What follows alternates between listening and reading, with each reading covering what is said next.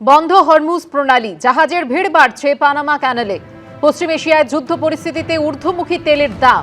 পশ্চিম এশিয়ায় তেল সরবরাহের সংকট, বিকল্প তেলের সন্ধান। আমেরিকা রাশিয়ার মতো দেশ থেকে বাড়ছে তেলের আমদানি। পানামা ক্যানেল দিয়ে বাড়ছে তেলের ট্যাঙ্কারের যাতায়াত।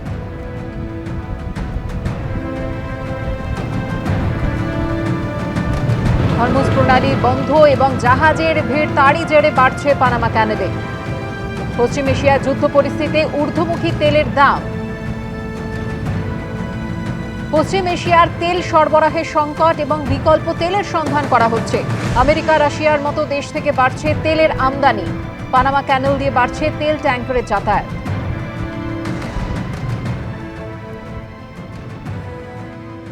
একদিকে ইরানের সঙ্গে আমেরিকা ইসরায়েলের যৌথ বাহিনীর সংঘাত যেমন চলছে, আর এরই মধ্যে পাকিস্তান আফগানিস্তান সংঘাত একেবারে তুঙ্গে। গত রাতে ফের আফগানিস্তানে এয়ার স্ট্রাইক পাকিস্তানের।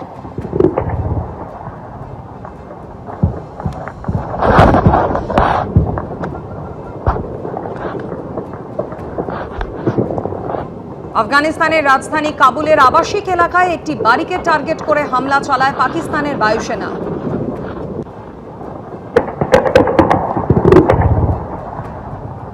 হামলায় ব্যাপক ক্ষয়ক্ষতি হয়েছে।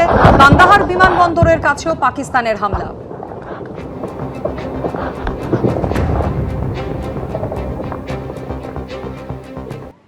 অন্যদিকে মুখ্য নির্বাচন কমিশনার জ্ঞানেশ কুমারের বিরুদ্ধে মূলত ৩টি অভিযোগকে সামনে রেখে তাকে সরাতে এবার প্রস্তাব আনতে চলেছে বিরোধী শিবির। এখনো পর্যন্ত যে খবর পাওয়া যাচ্ছে, আজ দুপুরে লোকসভা এবং রাজ্যসভার সচিবালয় বিরোধী দলগুলির নোটিশ জমা দেওয়ার কথা। মুখ্য নির্বাচন কমিশনার জ্ঞানেশ কুমারের বিরুদ্ধে মূলত 3টি অভিযোগ আনা হয়েছে। ভোটাধিকার কেড়ে নেওয়া, সংবিধানকে মান্যতা না দেওয়ার অভিযোগ মুখ্য নির্বাচন কমিশনারের বিরুদ্ধে। তৃণমূলের প্রতিনিধি দল দেখা করতে গেলে তাদের সঙ্গে দুর্ব্যবহারেরও অভিযোগ জ্ঞানেশ কুমারের বিরুদ্ধে। নিয়ম অনুযায়ী জ্ঞানেশ কুমারকে সরাতে লোকসভায় 100 এবং রাজ্যসভায় 50 জন সাংসদের প্রয়োজন। বিরোধীদের কাছে বর্তমানে তার চেয়ে বেশি সংখ্যা রয়েছে, এমনটাই সূত্রের খবর। মুখ্য নির্বাচন কমিশনার জ্ঞানেশ কুমারকে সরাতে প্রস্তাব আনতে চলেছে বিরোধী শিবির। দুপুরে লোকসভা এবং রাজ্যসভার সচিবালয় বিরোধী দলগুলির নোটিশ জমা দেওয়ার কথা রয়েছে।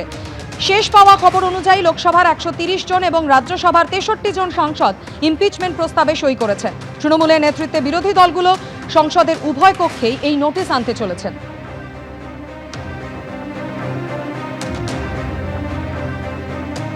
ধর্মঘটে ডাক দিয়েছে সরকারি কর্মীরা এবং পাশে রয়েছে বিজেপি। সুপ্রিম কোর্টের নির্দেশের পরেও অধরা বকেয়া দিয়ে আজ সরকারি কর্মীদের সংগঠনের ধর্মঘটের ডাক। সরকারি কর্মীদের ধর্মঘটে নৈতিক সমর্থন থাকলেও কিছু হলে আইনি সহায়তায় বিজেপির লিগ্যাল সেল থাকবে। সরকারি কর্মীদের ধর্মঘটের ডাক নিয়ে আশ্বাস দিয়েছেন শুভেন্দু অধিকারী। কালকের ধর্মঘটকে আমরা দুজন আছি নৈতিক সমর্থন করছি। সুপ্রিম কোর্টের অর্ডারও মানেনি যে সরকারি কর্মচারী, শিক্ষক, পুলিশ কর্মচারী কালকে সর্বাত্মক ধর্মঘট করুন, আমরা নৈতিক সমর্থন থাকলো।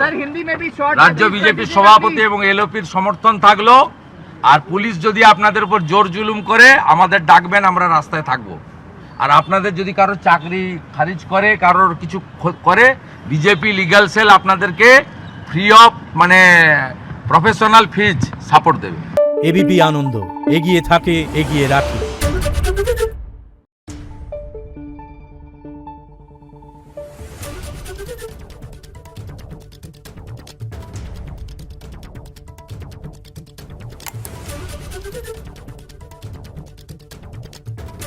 Thank you.